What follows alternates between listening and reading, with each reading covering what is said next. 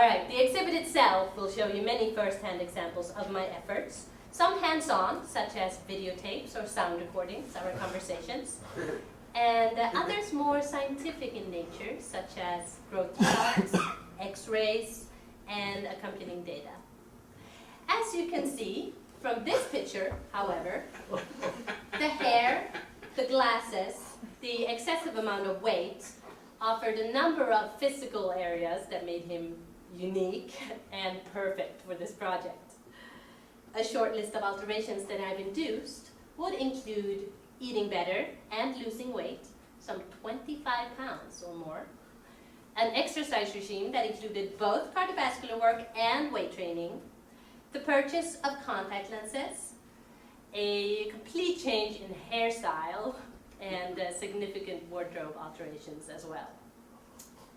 He even tattooed his body for me without asking in a highly questionable place. Now, these are surface items to be sure, but if I in fact tell you that I'm going through with it and marrying the guy, you'll all probably shake my hand and say, wow, how the hell can I do that to my boyfriend?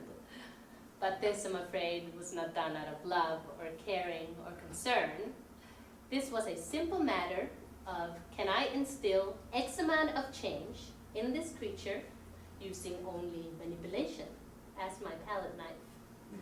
I made sure that nothing was ever forced during our sessions or sittings together. I can't really say that there were dates, I mean, not on my part, but the illusion of dating was imperative. And that his free will was always at the forefront of each decision. I mean, I made suggestions, you know, pretended to be interested, but I never once said, you must do this, not once. Any questions yet? You might be asking yourselves, did she at least tell him? No, of course not. Not until tonight. Or he really wouldn't be a piece of art. He would be a jilted lover, a spurned fiancé. But he's more than that. He is my creation. Now, it might be easy for many of you to condemn my actions as harsh or inhumane or maybe just unrealistic. But let me ask you this.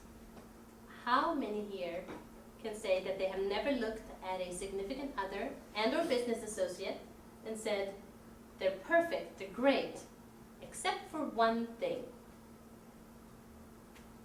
Well, I too have taken my base material and honed it into something new, something unique, and in the eyes and standards of society, something arguably improved.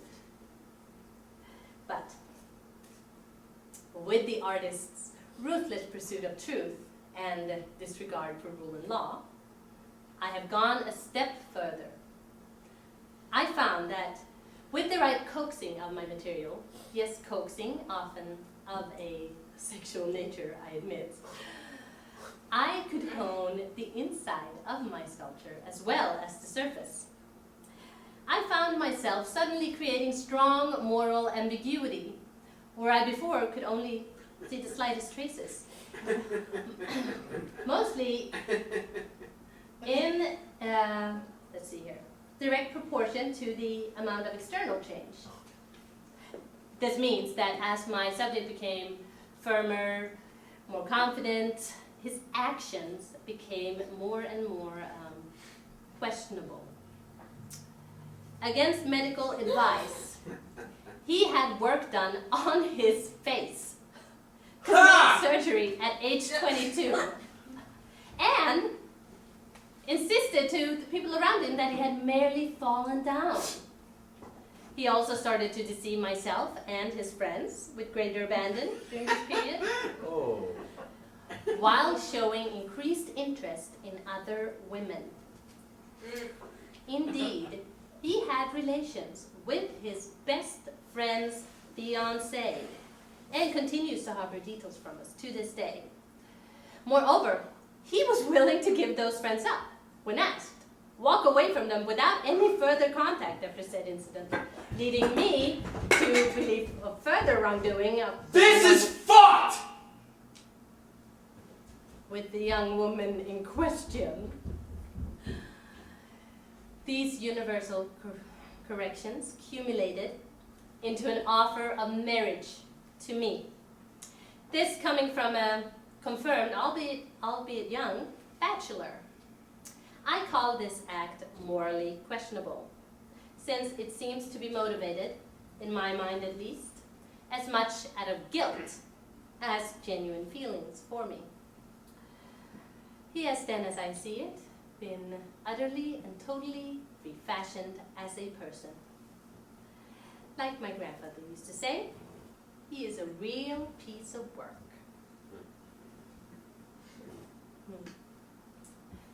And yet, open any fashion magazine, turn on any television station, and the world will only tell you that he's only gotten more desirable, more interesting, more normal.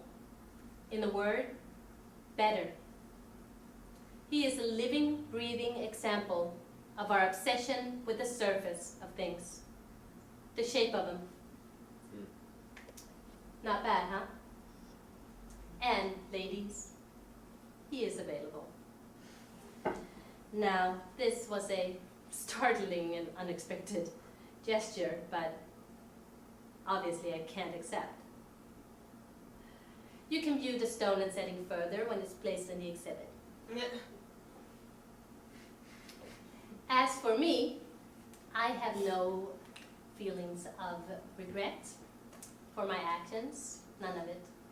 I have always stood by the single and simple conceit that I am an artist, only that. I follow in a long tradition of artists who believe that there's no such concept as religion, government, community, or even family.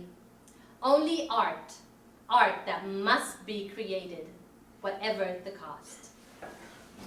Now, you might feel differently.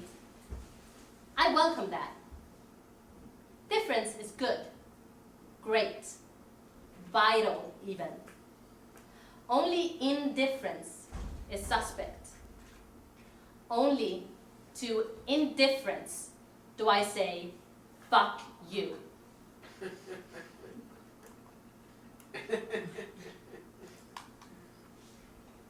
With that in mind, I present to you my untitled sculpture and accompanying materials tonight.